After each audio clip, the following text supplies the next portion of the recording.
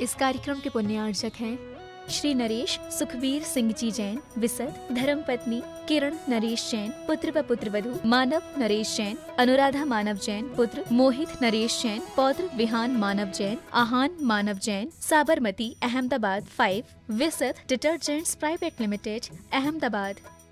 Shri RP Jain, Shrimati Mamta Jain, Shri Vinay Jain, Shrimati Anita Jain, Shri Prashant Jain, Shrimati Divya Jain, पुत्र भरत जैन एवं पारस जैन, श्री तरंग जैन, श्रीमती सुप्रिया जैन, पुत्र विज्वल जैन एवं मानविक जैन।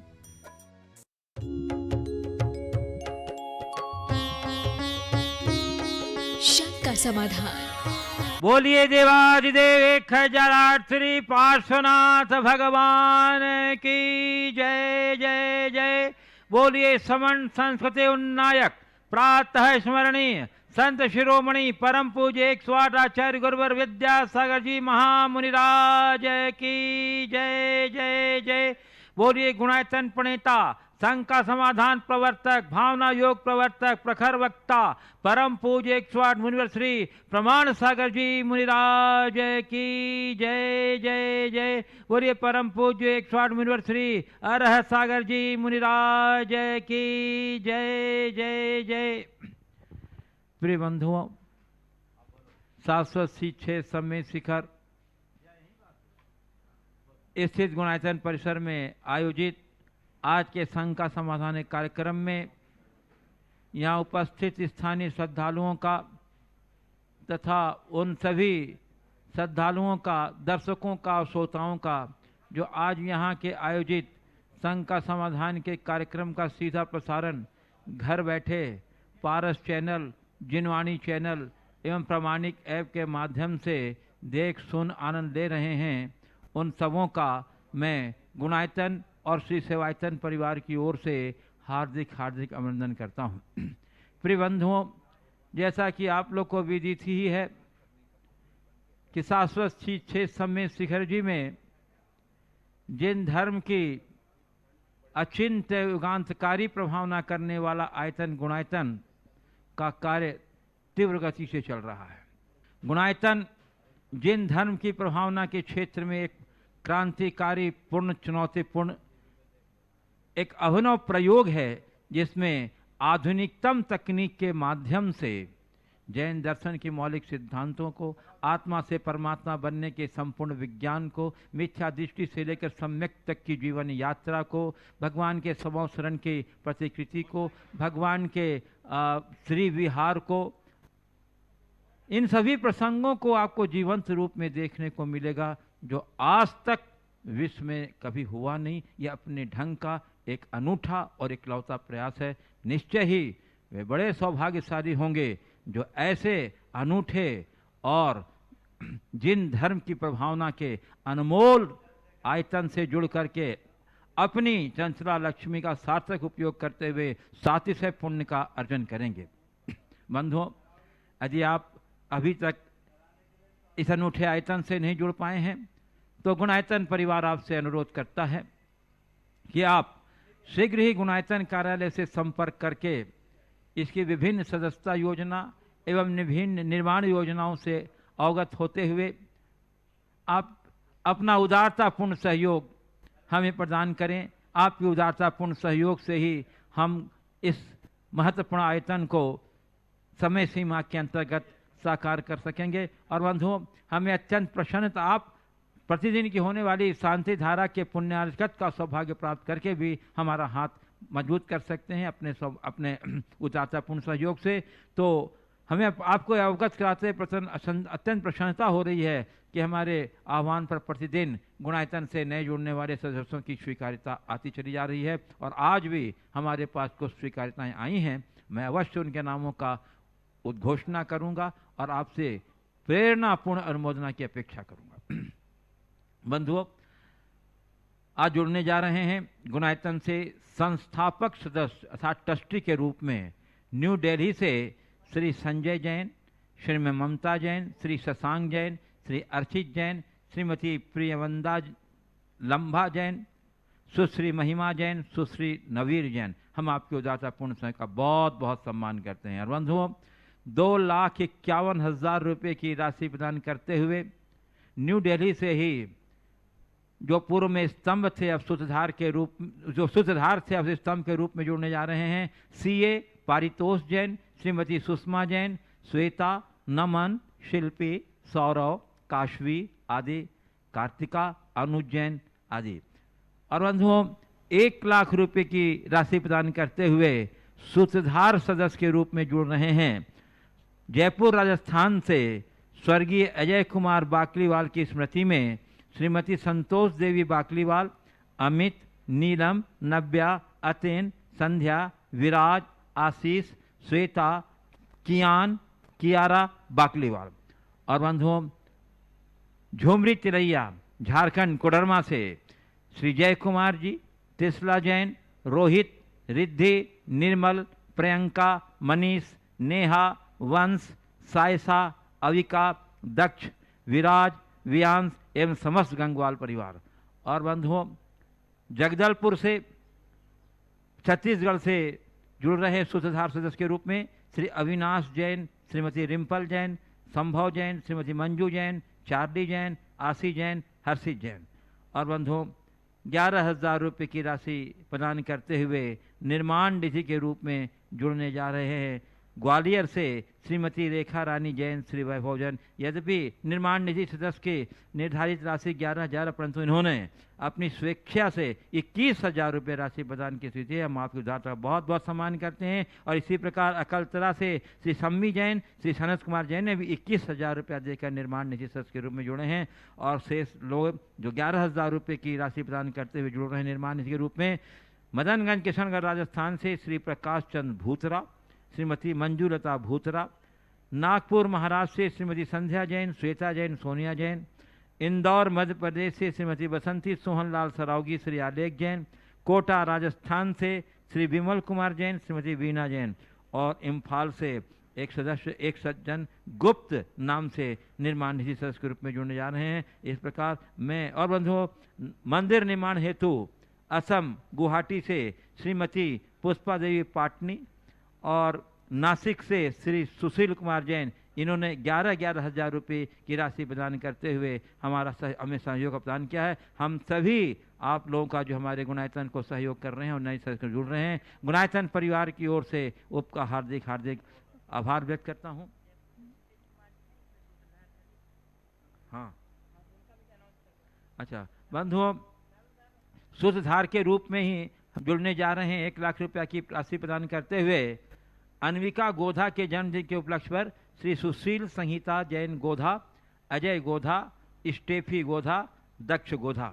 हम सभी आपके उदारता का बहुत बहुत सम्मान करते हैं। और बंधु दयोदय महासंघ के लिए आगरा से श्रीमती मुन्निया देवी जैन, राकेश जी, नीता जैन, अभिषेक जी, गीतिका जैन, ऋषि जी, रुचि जैन, ईशान जी जैन, कृषिका जी जैन, मोहित जी जैन, इन्होंने दयोदय महासंघ के लिए 1,01,000 रुपये की राशि की स्वीकृति दी है। मैं दयोदय महासंघ की ओर से बहुत बहुत आपके प्रति आभार व्यक्त करता हूं। और बंधुओं जैसा कि आप लोग को अवगत ही हो गया है कि आगामी 9 जून को देवाधिदेव 1008 शांतिनाथ भगवान के 3 पावन कल्याणों के सुयोग पर गुणायतन कमेटी की ओर से एक वृहद कार्यक्रम का आयोजन किया गया है, जिसके अंतर्गत प्रथम चरण में प्रातः 8 बजे से लेकर 10:30 बजे तक महाशांति धारा 1008 मंत्रों के द्वारा भगवान शांतिनाथ की पूजन और निर्वाण लाडू संपन्न होगा और गुरुदेव का मंगलमय प्रवचन भी संपन्न होगा।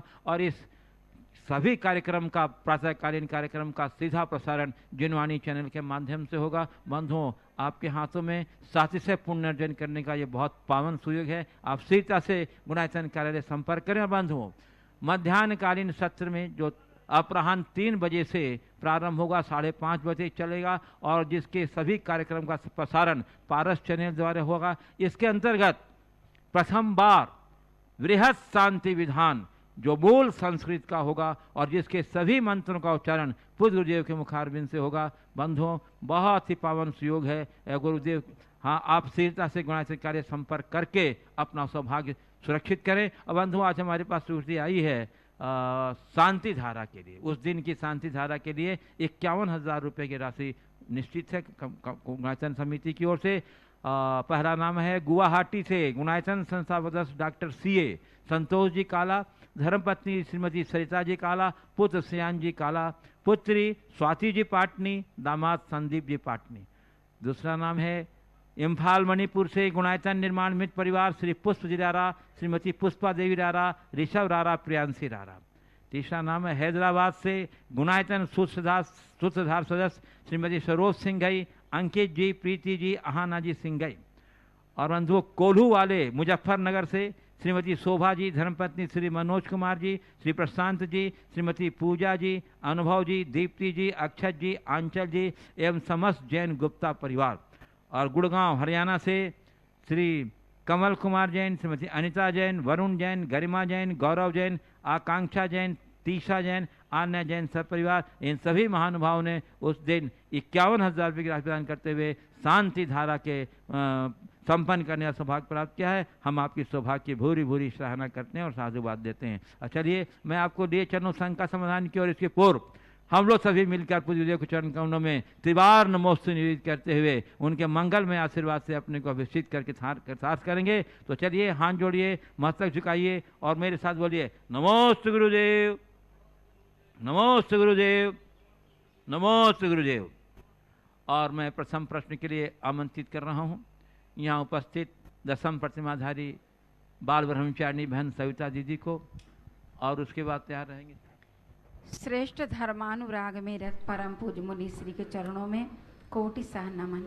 मुनिश्री, राग शब्द आता है, उसमें यदि हम अनु जोड़ देते तो अनुराग, और धर्म जोड़ देते तो धर्मानुराग, और आत्मा जोड़ देते तो आत्मानुराग। तो प्रश्न तो ये है कि आत्मानुराग और धर्मानुराग में क्या अंतर है।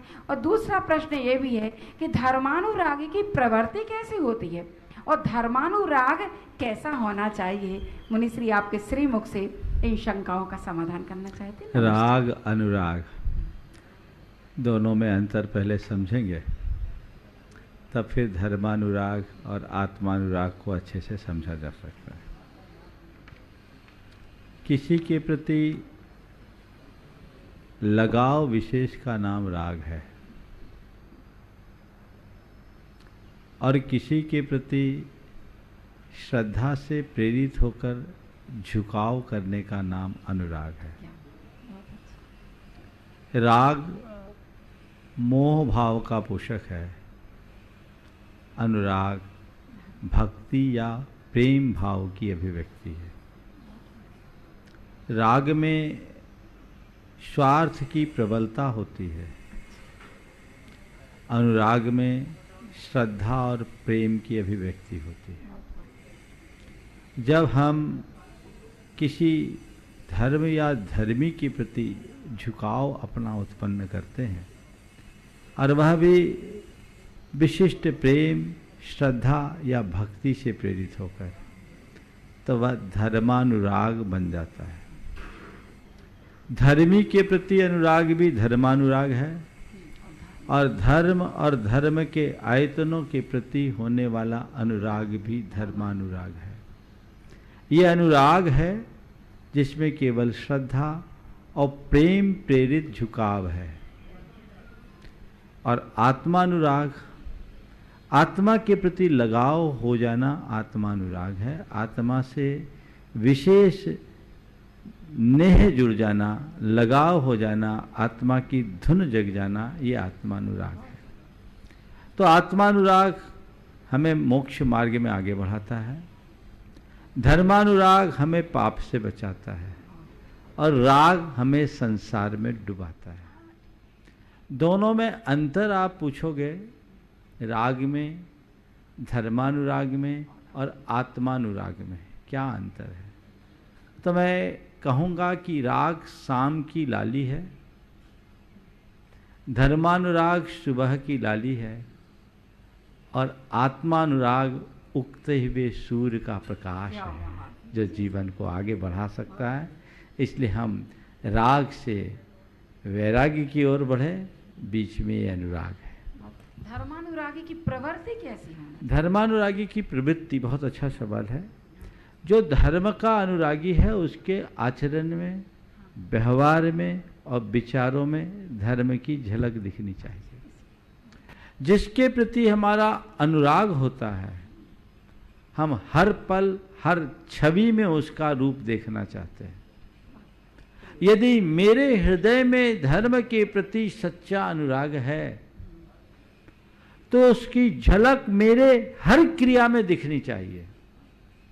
जिस व्यक्ति का धर्मानुराग जितना प्रगाढ़ होता है, उस व्यक्ति का जीवन व्यवहार उतना ही पवित्र, संतुलित और सधा हुआ होता है। तो अपने जीवन में वो मोड़ आना चाहिए। धर्मानुराग का मतलब ये नहीं है कि हम सब कुछ भूलकर भगवान के चरणों में ही बैठ जाएं। धर्मानुराग का मतलब ये भी नहीं है कि हम दुनियादारी से हटकर केवल धर्म की क्रियाओं में ही लगे रहें। धर्मानुराग का सच्चा अर्थ तो ये है कि हम धर्म को अपने जीवन का मूल आदर्श बनाते हुए उस पर चलना शुरू करें। क्रिया के साथ जब विचारों में धर्म जुड़ता है, तब सच्चे अर्थों में धर्मानुराग फलता है। सतखंडागम के स्वाध्याय के काल में राग की बात आई तो वहाँ एक सिद्धांत की बात आज आप सबसे कह रहा हूँ कि वहाँ एक प्रसंग आया कि आहारक दिक् का बंध कौन करता है। जैन सिद्धांत की बात है। मुनि राजों को एक विशेष लब्धि प्राप्त होती है, रिद्धि प्राप्त होती है। वो हर किसी को नहीं होता। वो जैन कर्म सिद्धांत की भाषा में कहें तो उसका बंध सप्तम गुणस्थान में होता है।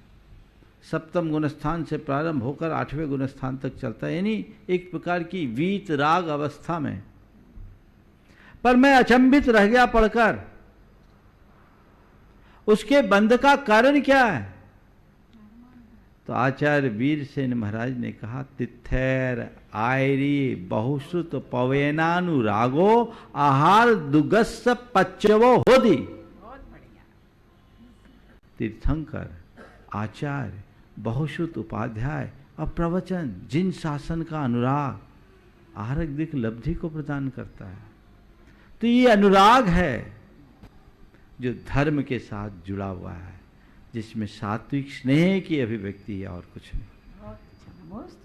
पूज्य गुरुदेव, कटनी मध्य प्रदेश से युवा शाश्वत जैन कह रहे हैं, महाराज श्री, आज हमारे देश के लोग अपने पारंपरिक त्योहारों को भूल रहे हैं। ऐसे में हमें क्या करना चाहिए जिससे कि लोगों के दिल में हमारे मौलिक त्योहारों के प्रति जागरूकता एवं उत्सुकता जगे, क्योंकि हमारे मौलिक त्योहारों में जीवन एवं सामाजिक मूल्यों का कोई न कोई संदेश तो मिलता ही है। देखिए, बात बिल्कुल सही है, मीडिया की देन है। आज हम अपने मूल त्योहारों को भूलकर उन सब में ज़्यादा रच पच रहे हैं जिनका हमारी संस्कृति से सीधा कोई संबंध नहीं। वस्तुतः पर्व या त्यौहार यथार्थ हमारी धार्मिक, सामाजिक और सांस्कृतिक चेतना के उद्गाता बन करके आते हैं। उनके माध्यम से हम अपनी सामाजिक, धार्मिक और सांस्कृतिक चेतना को जगाते हैं और वो हमें प्रेरणा मिलती है। विडंबना यह है कि आज के इस दौर में आधुनिकता की होड़ में लोग मूल को भूल रहे हैं और उन सब का अनुकरण करते जा रहे हैं जिसका हमारी संस्कृति से कोई संबंध नहीं। इसके लिए जरूरी है कि हम अपने मूलभूत त्योहारों को, पर्वों को बढ़ा चढ़ाकर प्रचारित करें और उसमें अपनी हिस्सेदारी सुनिश्चित करें और अपने पर्व त्योहारों में आ गए आडंबरों को दूर करने का प्रयास करें। मीडिया भी यदि इसमें थोड़ा सा सहयोग करे तो बहुत बड़ा बदलाव आ सकता है। लेकिन देखने में कुछ ऐसा आता है कि आजकल देशी को छोड़कर विदेशी की ओर ज़्यादा लोग भाग रहे हैं और इसलिए हमारे सारी संस्कृति का और सांस्कृतिक मूल्यों का बंटाधार हो रहा है।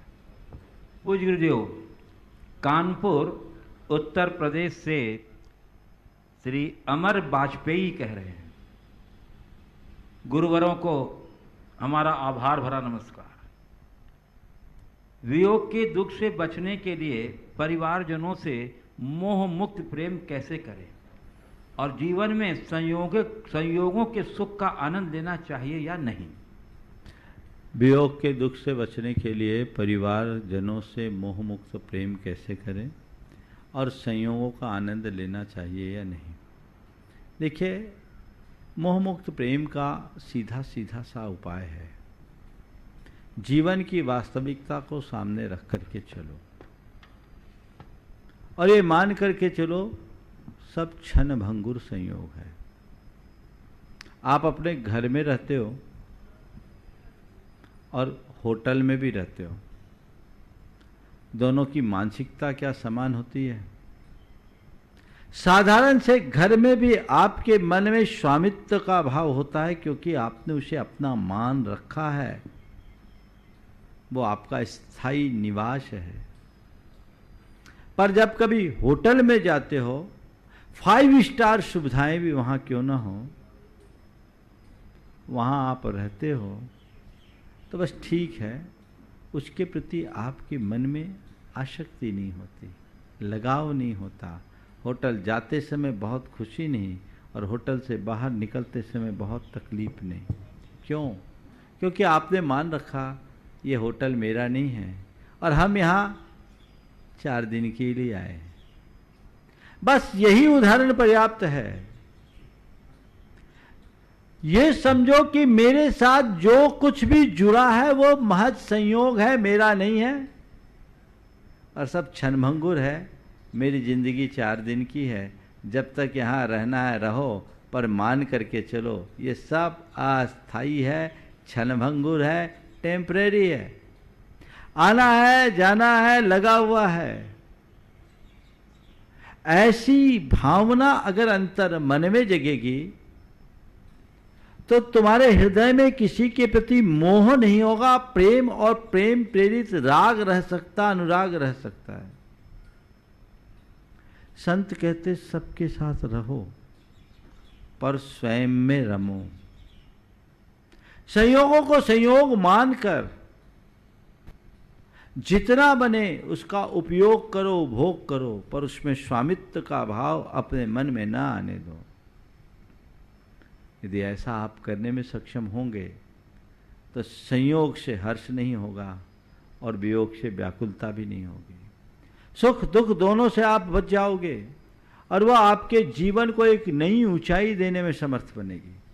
ऐसी दृष्टि और दिशा अगर मन में जग गई तो समझना हमारा जीवन तर गया। आपने पूछा संयोगों का मजा लेना चाहिए? नहीं, संयोगों का सुख भोगिए, कोई बुराई नहीं, पर संयोगों में अंधे मत होइए। आपको कितना भी अच्छा संयोग मिले, मान करके चले कि अल्पकालिक है। संयोग से भी ज़्यादा महत्वपूर्ण मेरे लिए मेरे समय का उपयोग है। इन संयोगों में उलझकर यदि मैं अपने मूलभूत ध्येय से दूर भागता हूँ तो मेरे लिए भयानक भूल होगी, मुझे उससे बचना है। यदि इतनी सी समझ अंतर मन में जग गई तो फिर कहीं कोई कठिनाई नहीं रहेगी। हुजूर जी, आज विश्व पर्यावरण दिवस है और इस दिवस को लेकर के कई लोगों ने अपना प्रश्न भेजा है। पर्यावरण संबंध में अंतिम मनीषा जैन अंजड़, राजेश जैन RI जबलपुर और प्रवीण सिंह घई गढ़ाकोटा और इसके साथ कुमार समर्थ, राजेश जैन कृषि स्नातक गोपालगंज सागर से भेजा है। मैं गुरुदेव गोपालगंज सागर के कुमार समर्थ, राजेश जैन कृषि स्नातक का प्रश्न रख रहा हूँ। उसी आशय का प्रश्न है, सबका समाहित हो जाएगा। गुरुदेव, मैं कृषि विषय से स्नातक हूँ। पर्यावरण की चिंता एक आत्मस्पर्शी विषय है क्योंकि तथ्यात्मक दृष्टि से हमारे देश में 50 किलो खाद्य प्रति व्यक्ति प्रति वर्ष बर्बाद होता है। यदि हम इस बर्बादी को रोकें तो 70 लाख टन कार्बन उत्सर्जन कम होगा। हमारे देश में 3.8 अरब पेपर मग का उपयोग प्रतिवर्ष होता है, जिसे बनाने में लगभग 11 लाख पेड़ काटने पड़ते हैं, जिससे लगभग 1 लाख गैलन पानी नष्ट होता है। लैपटॉप वाईफाई से घर में बिजली खपत का 75% हिस्सा उपयोग होता है। स्विच ऑन ऑफ और डिवाइस का उपयोग करने में 9% ऊर्जा चाहिए जो कि बर्बाद हो जाती है। यदि हम अपने उपयोग सीमित कर दें तो 16% ऊर्जन घटेगा और 40% कार्बन बिजली बनाने में उपयोग आएगा। यदि हम अपने कार की स्पीड 70 किलोमीटर प्रति आवर से कम रखते हैं तो प्रदूषण 8% कम होगा। यदि हम 1 पेड़ लगाते हैं तो 1 टन कार्बन डाइऑक्साइड कम उत्सर्जित होगी। घरों में वाटर रिचार्जिंग सिस्टम हो तो हम बारिश का 90% पानी बचा सकते हैं, जो प्राकृतिक आपदाओं को रोकने में सहयोगी है। तो गुरुदेव, जब हम ये बदलाव अपने जीवन में कैसे लाएं ताकि जो पर्यावरण हमारा मित्र है उसकी रक्षा हो सके। इस संबंध में आपका दिशा निर्देश काफ़ी प्रभावी रहेगा। देखिए, आज विश्व पर्यावरण दिवस आपने बताई, वाकई में पर्यावरण के प्रति जागरूकता बहुत आवश्यक और अपेक्षित है। विगत दशकों में हमने पर्यावरण के साथ जितना छेड़छाड़ किया है वैसा पहले कभी नहीं हुआ। हमें पर्यावरण के महत्व को समझना चाहिए और पर्यावरण की छेड़खानी के परिणाम को भी आज लोग अच्छे से समझ रहे हैं। पूरे संसार में जो हाहाकार दिख रहा है या पर्यावरण के साथ किए गए खिलवाड़ का ही तो नतीजा है।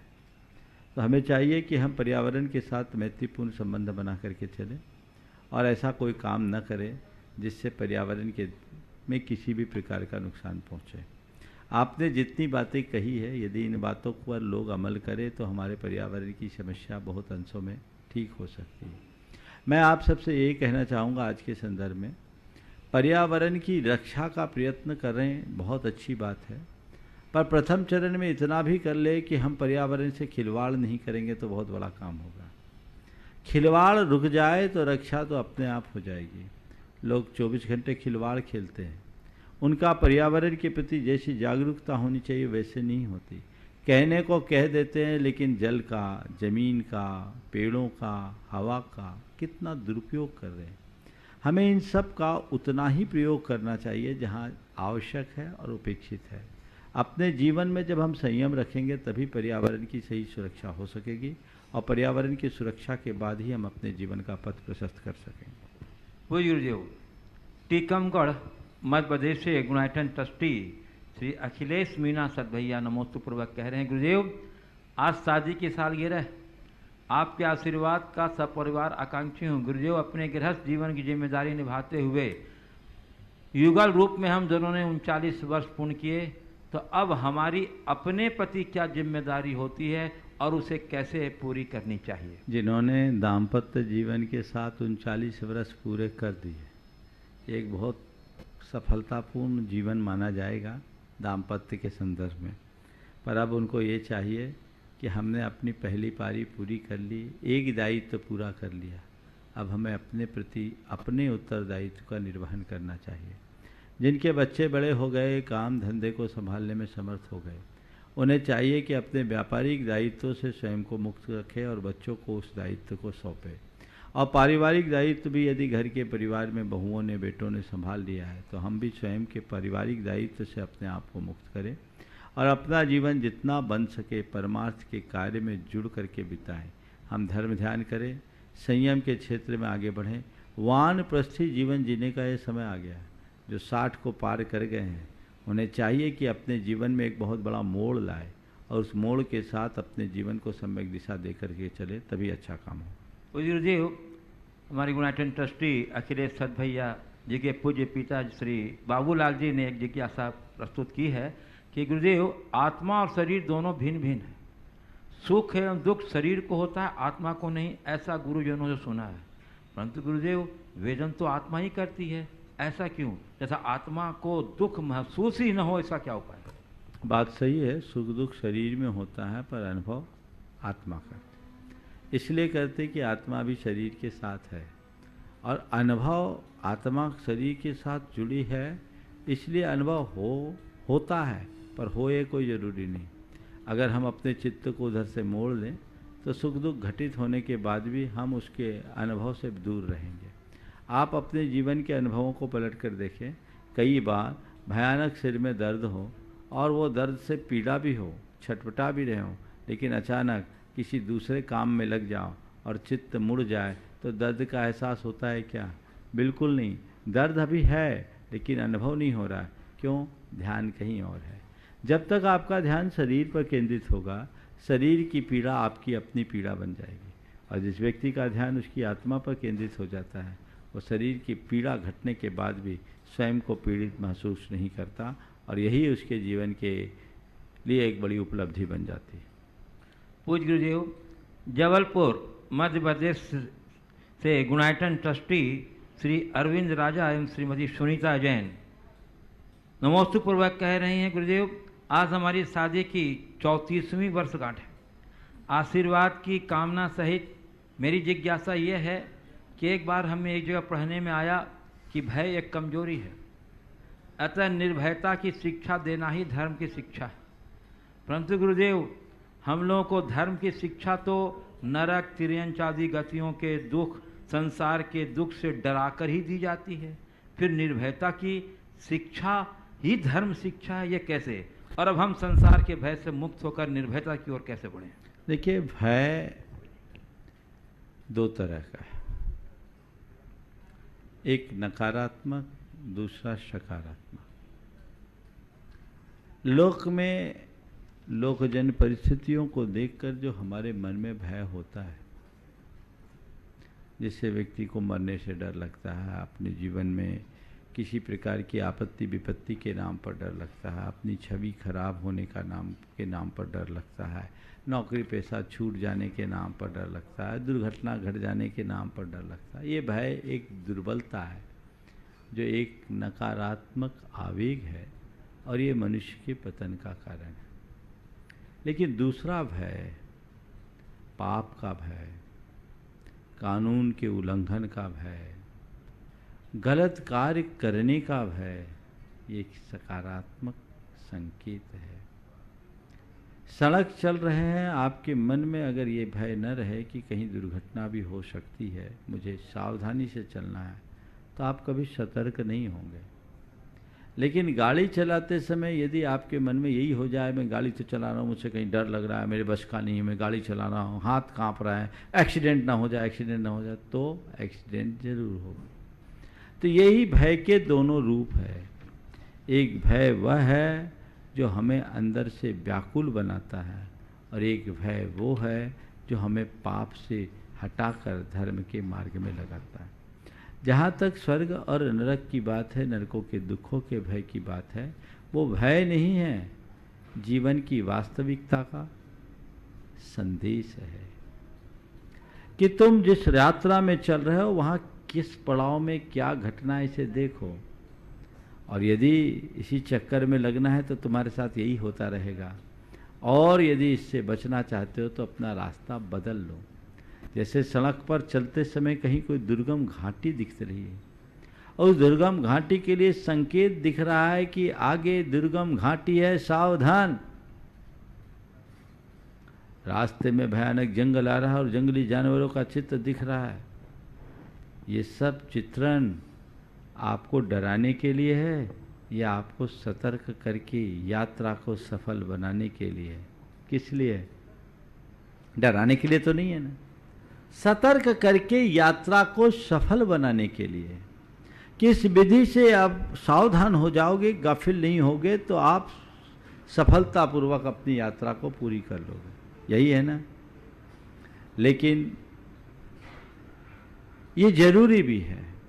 इसी तरह हमारे यहाँ स्वर्ग नरक की बातें हैं, खासकर नरकों के दुखों की बातें हैं, तो वो डराने के लिए नहीं है, वो डराने के लिए कतई नहीं है। नरक के दुखों की वे बातें केवल हमें जताने के लिए, सजग करने के लिए कि देखो ये रास्ता ऐसा, इस रास्ते में जाओगे तो ये दशा होगी, इसलिए अभी भी सतर्क हो जाओ। दूसरा रास्ता है साफ सुथरा, उसको अंगीकार करो। तो मैं समझता हूं इसमें भय उत्पन्न करने की कोई बात नहीं है, ये तो केवल सही समझ जगाने का सुप्रयास मात्र है। वैसा दृष्टिकोण अपने मन में जगाना चाहिए, तभी हम अपने जीवन का पथ प्रशस्त कर सकेंगे। हमारे पास और कोई दूसरा विकल्प नहीं है, हमारे पास और कोई दूसरा रास्ता भी नहीं है। तो इस दिशा में हमें निरंतर आगे चल कर के चलना चाहिए, ताकि हम अपने जीवन का पथ प्रशस्त कर सकें। हम निर्भय होकर संसार की यात्रा को पूर्ण कैसे कर सकें? तो संत कहते हैं इसके लिए आध्यात्मिक दृष्टि अपनाओ, आत्मा पर अपनी दृष्टि को केंद्रित करो, आगे बढ़ो, तभी हम वहाँ पहुँच पाएंगे। पूज्य गुरुदेव, जयपुर राजस्थान से गुड्डू जैन वैभव, उनकी माता श्री पूछ रही हैं गुरुदेव नमोस्तु पूर्वक कि शांति धारा के समय हमें सदास्तु या तथास्तु क्या बोलना चाहिए? देखिए, शांति धारा कर रहे हैं और गुरुजन अगर बोल रहे हैं तो सदास्तु बोलो। आप गुरुओं ने कहा हमारे जीवन में सुखमस्तु, शांति रस्तु, अभिवृद्धि रस्तु, सदास्तु, हमेशा हो हमेशा हो। और अगर हम तथास्तु कहते हैं तो उसका अर्थ होता है जैसा आप कह रहे वैसा ही हो। कहने को दोनों कह सकते हैं, पर तथास्तु हमेशा बड़ों के सामने, छोटों के सामने, छोटों ने निवेदन किया, बड़े ने आशीर्वाद दिया, तथास्तु उस अर्थ में ज़्यादा प्रयुक्त होता है। लेकिन अगर आप प्रयोग करें तो कोई बात नहीं, पर हमारे सामने जब दो विकल्प हैं तो सदास्तु ज़्यादा अच्छा है।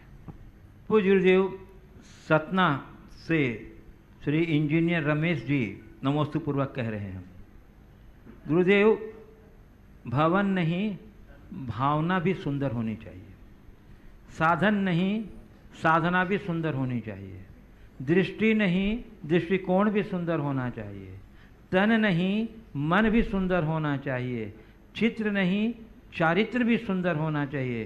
गुरुदेव चाहते सो सभी ऐसा ही हैं, लेकिन कर नहीं पाते। ऐसा वातावरण किस प्रकार बनाया जाए ताकि ये सारी सुंदरता हमारे जीवन में घटित हो सके? भवन नहीं भावना भी, साधन नहीं साधना भी, दृष्टि नहीं दृष्टिकोण भी, चित्र नहीं चरित्र भी, और तन नहीं मन भी सुंदर होना चाहिए।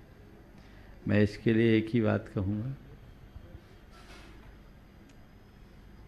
केवल प्रयास नहीं पुरुषार्थ भी होना चाहिए, भावना नहीं संकल्प भी होना चाहिए। हम अपने जीवन में जो घटित करना चाहते हैं उसे केवल भावना के बल पर अर्जित नहीं किया जा सकता।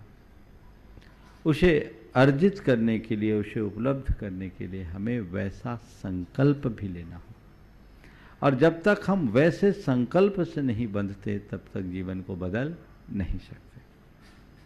पूज्य गुरुदेव, राजनांदगांव छत्तीसगढ़ से नीतेश जैन कह रहे हैं, महाराज जी आपने अपने प्रवचन में जैन धर्म के परिचय में बताया था कि हर वस्तु स्वतंत्र है, हम कर्ता नहीं केवल किसी के लिए निमित्त हैं। तो महाराज जी ये तो मक्खाली घोष की नियतिवाद जो अपने आप चलती है उसके जैसा हो गया। तो महाराज जी का सब नियति ही है तो पुरुषार्थ का क्या औचित्य है?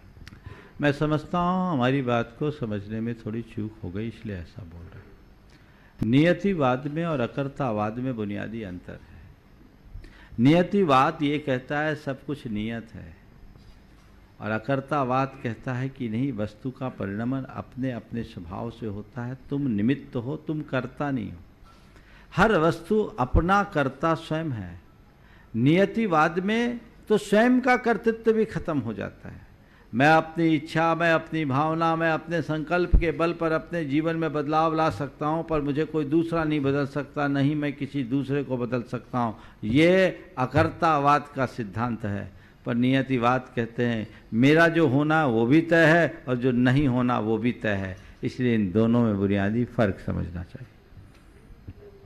पूज्य गुरुदेव, कोपरगांव महाराष्ट्र से अनुपमा जैन कह रही हैं, गुरुदेव पाप विचारों से होता है, शरीर से नहीं।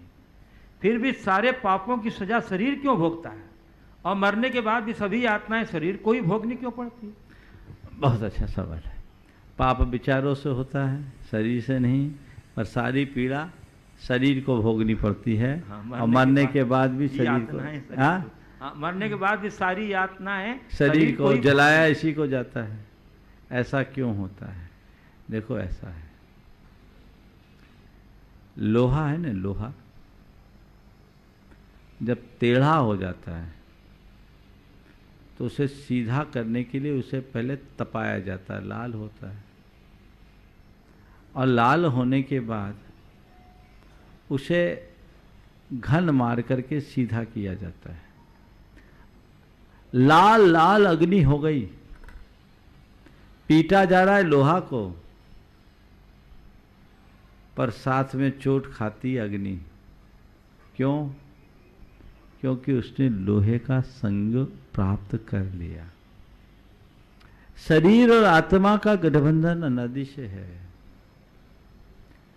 आप कह रहे शरीर को पीड़ा दिया जाता है, शरीर को ही पीड़ा नहीं दिया जाता, शरीर के माध्यम से आत्मा को पीड़ा पहुंचती है। क्योंकि आत्मा शरीर के साथ संबद्ध है। जैसे अग्नि लोहे से संबद्ध होने से, अग्नि तो टेढ़ी नहीं थी फिर भी पिट रही है, ऐसे ही आत्मा कर्म से संबद्ध रहने के कारण भाव भाव में पिटता रहता है। ये राग भाव का संयोग है। तो भले छेदन भेदन शरीर का होता है, यातनाएं शरीर को दी जाती है, पर महसूस तो आत्मा करती। और दूसरी बात, मरणोपरांत आत्मा चला जाता है, शरीर के साथ तरह तरह की यातनाएं होती, चिता पे जलाई जाती। इसकी वजह क्या है? तो देखो भाई, हमेशा एक बात का ध्यान रखना, जैसे कोई फल है तो उसके ऊपर उसका छिलका होता है, समझ गए? छिलके को उतार कर फेंक दिया जाता है, फल का उपभोग किया जाता है। ये शरीर छिलका है, आत्मा फल है, तो फल सदैव उपभोग के योग होता है, छिलका का कोई उपभोग नहीं होता। पूज्य गुरुदेव, अब मैं बोलिए कि उपस्थित जिज्ञासुओं को आमंत्रित करें। बोलिए जी। प्रथम प्रश्न के लिए मैं आमंत्रित कर रहा हूँ। यहाँ हमारे बीच उपस्थित हैं देश के प्रसिद्ध माने जाने आर्किटेक्ट श्री चंद्रशेखर जी विदिशा, जिनके देख रेख में गुणायतन कार्य संपन्न हो रहा है। वे और उसके बाद तैयार रहेंगे गुणायतन के CEO एवं संयुक्त महामंत्री सुभाष जी जैन। महाराज श्री के चरणों में बारंबार नमोस्तु। महाराज श्री भिंडर समाज की तरफ से भी नमोस्तु निवेदित किया गया है, जहाँ पर आपके सानिध्य में एक 24 का पूर्ण पाषाण का मंदिर बन रहा है। उन्होंने भी इच्छा जाहिर करी है महाराज श्री आपके दर्शन कब होंगे, और आशीर्वाद भी चाहा। महाराज श्री, एक प्रश्न है, शायद वह आपकी कविता है या मुनि श्री क्षमा सागर महाराज जी की, कि हम तुम कम कर ना सके ऐसा कोई भार नहीं, सुख ही सुख हो जीवन में ऐसा कोई संसार नहीं, सब सुख सच हो जाने से जीवन सपना हो जाता है, सब सपने सच हो जाने से जीवन नीरस हो जाता है, और अरमान एक इंद्रधनुष की क्यों तस्वीर सजाई जाती है, उस तस्वीर को पूरा करने की क्यों आस लगाई जाती है, उस तस्वीर को पूरा कर सके ऐसा कोई चित्रकार नहीं, सुख ही सुख हो जीवन में ऐसा कोई संसार नहीं। फिर हम वर्तमान में इतनी उहापोह में क्यों लगे हुए हैं, इसका कारण क्या है? देखिए, सबसे पहली बात तो पंक्ति आपने बहुत अच्छी सुनाई, जोरदार तालियां एक बार इन पंक्तियों के लिए। पर ये पंक्तियां मेरी नहीं है, मुनि श्री क्षमा सागर जी की हो सकती है, ये मुझे पता नहीं, पर मैंने पढ़ी नहीं, सुनी है, और बहुत प्रेरणापूर्ण पंक्तियां हैं। मैंने भी एक ही बार पढ़ी थी महाराज श्री, आज तक कंठस्थ है। बहुत सुंदर, एक कंठस्थ ने हृदयस्थ रखना चाहिए। ये पंक्ति एक बहुत बड़ी प्रेरणा है, और इसे हमें अपने जीवन में उतारना चाहिए। इतना सब कुछ जानने के बाद भी लोग उसे अपने जीवन में नहीं उतार पाते। उसके पीछे की केवल एक ही वजह है, वो ये है व्यक्ति के भीतर में पनपने वाला मोह भाव। मोह भाव एक ऐसा भाव है जो व्यक्ति को जान करके भी अनजान बना देता है। हर कोई जानते हुए भी अनजान बने हुए हैं। कहावत है, जान बूझ के अंध बने हैं, आंखन बांधे पाटी, जिया जग धोखे की टाटी। अगर आप एक बच्चे से भी पूछो तो बता देगा कि जीवन की सच्चाई क्या है, लेकिन करेगा वही जो अब तक करता है। ये मोह भाव का परिपाक है। जब तक मोह भाव न मिटे, ज्ञान भाव न जगे, तब तक जीवन में बदलाव नहीं। इस संसार में आज दुर्योधनों की भरमार है, और सबकी प्रवृत्ति दुर्योधनी बनी हुई है। जानामि धर्मम न च मे प्रवृत्ति, जानामि अधर्मम न च मे निर्वृत्ति। मैं धर्म को जानता हूं पर उसमें प्रवृत्त नहीं होता, और अधर्म को जानता हूं उससे निवृत्त नहीं होता। और ऐसे प्रवृत्ति जब तक बनी रहेगी, इस संसार में दुर्योधनों का ही विस्तार होगा। समझ गए? इस संसार में दुर्योधनों का विस्तार होगा। अगर हम प्रवृत्ति बदल लें और अपने आप को युधिष्ठिर के आदर्शों का युधिष्ठिर का आदर्श अपने जीवन में घटित करने लगे, तो ये सारा असंतुलन खत्म होगा। नमोस्तु श्री सुभाष जी जैन, भिंडर वाले सबको आशीर्वाद दो। एवं संयुक्त महामंत्री गुणायतन के, और उसके बाद तैयार रहेंगे श्री राजकुमार जी काला, हजारीबाग। परम श्रद्धेय गुरुदेव के चरणों में शत नमन। गुरुदेव, मेरा ये प्रश्न था कि हम लोग नित्य शांति धारा अभिषेक आदि करते हैं। शांति धारा में रिद्धि मंत्रों का उल्लेख और कामना मंत्र होते हैं। तो महर्षि, ये जो सहस्त्र नाम धारा अलग से एक विशिष्ट आयोजनों में की जाती है, इसका क्या महत्व है, हमारे जीवन पर इसका क्या प्रभाव पड़ता है? देखिए, शांति धारा का सबसे पहले तो हम शांति धारा के महात्म्य को समझें। जीवन के अनिष्ट, अशुभ, अमंगल के निवारणार्थ शांति की कामना से किया जाने वाला अभिषेक ही शांति धारा है। शांति धारा के संदर्भ में बहुत बार लोग सवाल खड़ा करते हैं।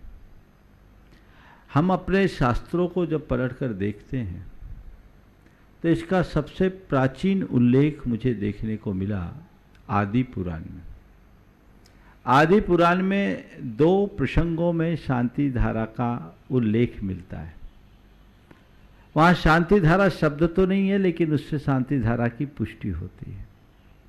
पहला, जब भरत चक्रवर्ती को अशुभ सपने आए तो उसका मन उद्वेलित हो गया। सपनों के फल को के स्मरण मात्र से उसकी रूह कांप गई। तो उसने अपने मन के उद्वेग को शांत करने के लिए अनेक अनुष्ठान किए और उसमें 2 मुख्य अनुष्ठान लिखा, पात्र दान और जिनाभिषेक। शांति के लिए किया जाने वाला अभिषेक यानी शांति धारा। दूसरा उल्लेख मिला, भगवान का जन्माभिषेक करने के बाद सौधर्मेंद्र ने सुमेरु पर्वत के ऊपर ही जगत की शांति के लिए अभिषेक किया। ये दोनों उल्लेख आदि पुराण का है। तो ये इस बात को दर्शाता है कि हमारी संस्कृति में अभिषेक के साथ शांति के लिए अभिषेक की बड़ी पुरानी परंपरा रही है। एक बार गुरुदेव ने चर्चा में कहा था कि गृहस्थों के कई छोटे मोटे पापों के प्रायश्चित में भी अभिषेक बताया है, दान और अभिषेक। तो ये अभिषेक विशेष पुण्य के संचय का कारण, और शांति धारा अधिक जब अच्छे भाव से हम करते हैं तो उसका प्रभाव पूरे वातावरण में पड़ता है। वो पुण्य वाही होता है, पुण्य बंध का कारण बनता है और उससे अशुभ अमंगल अनिष्ट का निवारण होता है। हम लोग रोज शांति धारा करते हैं, पूरे देश में होता है, सब लोग ही करते हैं। मैं नित्य प्रति शांति धारा कराता हूँ तो रिद्धि मंत्रों के माध्यम से कराता हूँ, जो गणधर वलय के मूल मंत्र हैं उनमें मेरी विशेष श्रद्धा है, भावना, और मैंने उसका प्रभाव भी देखा है। और ये जगत कल्याण की विशुद्ध भावना से की जाने वाली शांति है, जिसमें किसी एक की नहीं, सर्व शांतिर भवतु की बात करके सारे जगत की शांति की बात की जाती है। जब जग की शांति होगी तो स्वयं की शांति हो ही जाएगी। शांति धारा हम जितने विशेष मंत्रों के माध्यम से करेंगे उसकी महिमा उतनी अधिक होगी, पर ये रोज तो संभव नहीं है। तो कभी कभी पहले मैं हर पूर्णमासी को कराता था जब पावापुर में था। पावापुर का एक प्रसंग बीच में बताऊं। पावापुरी में हमने हर पूर्णमासी को चरणों का बृहद अभिषेक किया, सहस्रनाम मंत्रों के माध्यम से कराया, किया नहीं। और आप सुन के आश्चर्य करेंगे, आखिरी पूर्णमासी के दिन वहां एक अद्भुत घटना घटी। अभिषेक करने में लगभग 55 मिनट लगता है और उन 55 मिनट की अवधि में लगभग 22 मिनट पूरे हुए और अचानक अभिषेक के क्रम में भगवान के मूल चरण के सिर ऊपर से जल झरने लगा और दोनों साइड के चरणों में भी जल झरने लगा और लगभग 2-2.5 घंटे तक ये स्थिति बनी रही। उसकी फोटोग्राफी हुई, उसकी वीडियोग्राफी हुई। फिर किसी ने, एक महिला ने उसका स्पर्श किया, उसके बाद वो 5 मिनट में बंद हो गई। तो ये जो भी हो, और उसके दूसरे दिन हमारा बिहार हो गया था। तो ये शांति धारा है। मैं इसको इस तरह से चमत्कारों से नहीं जोड़ता, लेकिन ये विशिष्ट अनुष्ठान है। जब हम सहस्रनाम मंत्रों का आराधन करते हैं, ये बहुत महिमाशाली मंत्र है। भगवान का एक बार नाम लेने से पाप कटते हैं, तो भगवान के सब नामों को अगर हम प्रयोग में लें तो हमारे पाप क्यों नहीं कटेंगे। इसलिए आने वाले चतुर्दशी को 9 तारीख को भगवान शांतिनाथ के 3 कल्याणकों का दिन है। इस तिथि में जब मुझसे कहा गया, मैंने कहा बिल्कुल इस दिन को शांतिनाथ भगवान के नाम पे समर्पित रखना चाहिए। और इसीलिए सुबह और अपराह्न दोनों समय आपके लिए कार्यक्रम यहाँ निश्चित किए गए। प्रातःकाल की वेला में जो 8 बजे का समय आपको दिया गया, लगभग 55 मिनट की शांति धारा होगी और 5-10 मिनट तो सब जिनकी ओर से शांति धारा का पुण्य लाभ लिया गया उनका उल्लेख होगा। उसके बाद शांतिनाथ भगवान की विशिष्ट आराधना जो घर बैठे आप कर सकेंगे, यहाँ रहने वाले तो करेंगे ही, उनका निर्माण महोत्सव ये पूरा आयोजन होगा। जो घर में बैठेंगे उन सबको कल या परसों तक पीडीएफ की पूरी डिटेल मिल जाएगी। और इस विधान में कुछ, और इसके बाद दोपहर का कार्यक्रम होगा जो मैं बताऊंगा, आप घर बैठे उसका आनंद ले सकते हैं। और मध्याह्न में शांतिनाथ विधान, पूरे देश में शांति विधान होता है, पर मेरे हाथ जब शांतिनाथ विधान का मूल प्रति मिली जो संस्कृत की है, ब्रह्मचारी शांतिदास के द्वारा लिखी हुई, तो वो प्रति देखकर, उसकी विधि और उसके महात्म को देखकर मेरा मन मुग्ध हो गया। उसकी जांच पड़ताल की तो मुझे लगा कि आज देश में जो शांति धारा विधान हो रहा है उसमें कई जगह मूल में ही भूल है, उसके अर्घों में और मंत्रों में ही चूक है। उन सब को संशोधित किया गया। उस विधान में कैसे शांति यंत्र की स्थापना होती है, किस तरीके से उस शांति यंत्र की स्थापना करके उसका कैसे अभिषेक होता है, वो कैसा अनुष्ठान और उसमें किस तरह का जाप्यानुष्ठान होता है, ये सब लाभ आपको उस दिन मिलेगा। और उस दिन ही मैं बताऊंगा शांति विधान का महात्म्य क्या है। और वो अगर नित्य लोग करें तो उसके जीवन में निश्चित शांति आएगी, इसमें कोई संशय नहीं। वे लोग भाग्यशाली हैं जिन्हें यहाँ आने का योग बन गया। मैं सबको तो यहाँ आने की अनुमति दूंगा ही नहीं। यहाँ वे ही आएंगे जो घर से RT-PCR 72 घंटे पहले की चेक करके आएंगे और निजी साधन से आएंगे, और वो भी समिति की सूचना स्वीकृति के बाद उनको ही एंट्री मिलेगी यहाँ, क्योंकि वर्तमान में सुरक्षा को हमें प्राथमिकता देनी है। लेकिन जो यहाँ नहीं आ पाए वो घर बैठे विधान का पूर्ण आनंद ले सकते हैं। तन से भले ना आ पाओ, मन से आकर के तो पूरी पूजा कर ही सकते हो। जब नंदीश्वर द्वीप की पूजा 7 समुंदर पार यहाँ बैठ कर की जा सकती है, तो सम्मेद शिखर में शांतिनाथ भगवान की पूजा अपने घर से भी की जा सकती है। कोई इसमें क्या है? तो सब लोग पूरे उत्साह के साथ पूजा अर्चा करें, उमंग के साथ पूजा अर्चा करें, इस कार्यक्रम का भरपूर लाभ ले। जो लोग अपनी तरफ से इसमें अपना पुण्यार्जन का लाभ ले रहे वे तो पुण्य के भागी हैं ही। कोई जरूरी नहीं, आपकी सामर्थ्य नहीं या भावना नहीं है तो धन से इसका संबंध नहीं है, मन तो आपको देना ही होगा। आपको पूरी विधि और व्यवस्था 7 तारीख तक बता दी जाएगी और आपको 1 दिन का अवसर मिलेगा। उस दिन आप तैयारी कर लीजिएगा। 7 तारीख को सुबह और शाम दोनों टाइम इस मंच से घोषणा होगी आपको वहाँ क्या करना है, और टीवी के माध्यम से दोनों चैनलों से सुबह जिनवानी और अपराह्न पारस चैनल के माध्यम से आपको दोनों आयोजनों का आनंद मिलेगा। ऐसे अवसर को आपको भरपूर मनोयोग के साथ लाभ लेना है और अपने जीवन को धन्य करना है। श्री राजकुमार जी काला हजारीबाग, और उसके बाद तैयार रहेंगी व्रती बहन शकुन दीदी सागर। सतबंधन सत नमन। गुरुदेव, कल के संकल्प समाधान में एक प्रश्न आया था कि किसी बच्चे की माँ ने ये कहा कि कम से कम कसम खाने के बहाने भगवान को याद तो करते हैं। इसके समाधान में के अंत में आपने ये उत्तर दिया कि कम से कम भगवान की कसम मत खाया करो। हाँ।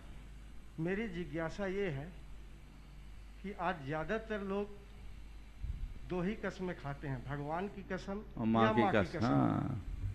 तो मेरी जिज्ञासा ये है गुरुदेव कि क्या माँ इतनी सस्ती है कि उसकी कसम खाई जाए? पिता की कसम तो कोई नहीं खाता। 2 दृष्टिकोण है इसमें।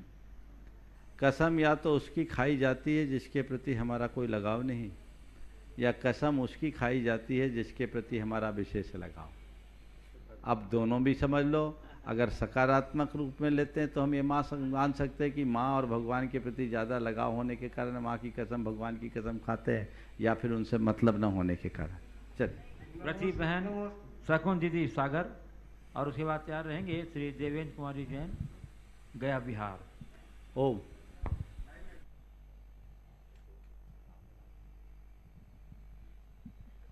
नमोस्तु दोनों गुरुवर को नमोस्तु। महाराज जी, मेरा प्रश्न कल के प्रवचन पे से है। बोलो। देवरानी जिठानी हो तो फूट संभव है, परंतु आज के गुरुदेव, आज के सिमटते परिवार में जब एक ही बहू घर में आती है तो फिर तो फूट होना संभव नहीं। तो फूट होना संभव नहीं, तो क्या पहले की व्यवस्था से आज की व्यवस्था ज़्यादा? सुनो, जब दो थी तो केवल फूट होती थी, अब एक होने पर सिर्फ फुटअव्वल होती। फूट में दो आपस में दुराव रखते हैं, और जब एक होते हैं ना तो अपना माथा सिर्फ दीवार से फोड़ते हैं। वस्तुतः ये मनुष्य के अंदर की दुर्बलता है, और जब तक ऐसी दुर्बलता हावी होगी इस तरह की घटनाएं घटती रहेगी। हम चाहे ऊपर की व्यवस्था कितनी भी क्यों न बदल दें, जब तक हमारी मन की अवस्था नहीं बदलती जीवन में बदलाव नहीं होता। नमस्ते महाराज। श्री देवेंद्र कुमार जी जैन, अजमेरा गया, साकेत बिहार, कुनाइटन ट्रस्टी सकुचाध्यक्ष। नमस्ते महाराज जी। और इसके बाद तैयार रहेंगी नमस्ते महाराज जी। हर पेड़ फल दे ये जरूरी नहीं है, किसी की छाया भी सुकून देती है। तो हम अपने जीवन वृक्ष में ऐसा क्या करें कि जिसमें न सिर्फ फल दे सकें बल्कि किसी को सुकून भी दे सकें। देखिए, हर बाल बिल्कुल ठीक है।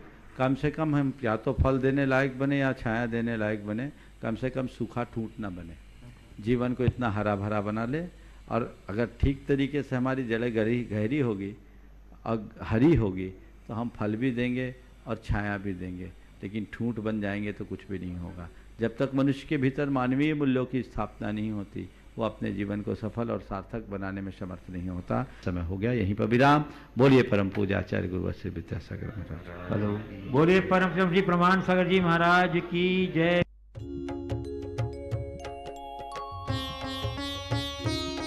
शंका समाधान। इस कार्यक्रम के पुण्यार्चक थे श्री नरेश सुखबीर सिंह जी जैन, विसद, धर्मपत्नी किरण नरेश जैन, पुत्र व पुत्रवधू मानव नरेश जैन, अनुराधा मानव जैन, पुत्र मोहित नरेश जैन, पौत्र Vihan Manav Jain, Aahan Manav Jain, Sabarmati Ahmedabad 5, Visad detergents private limited Ahmedabad.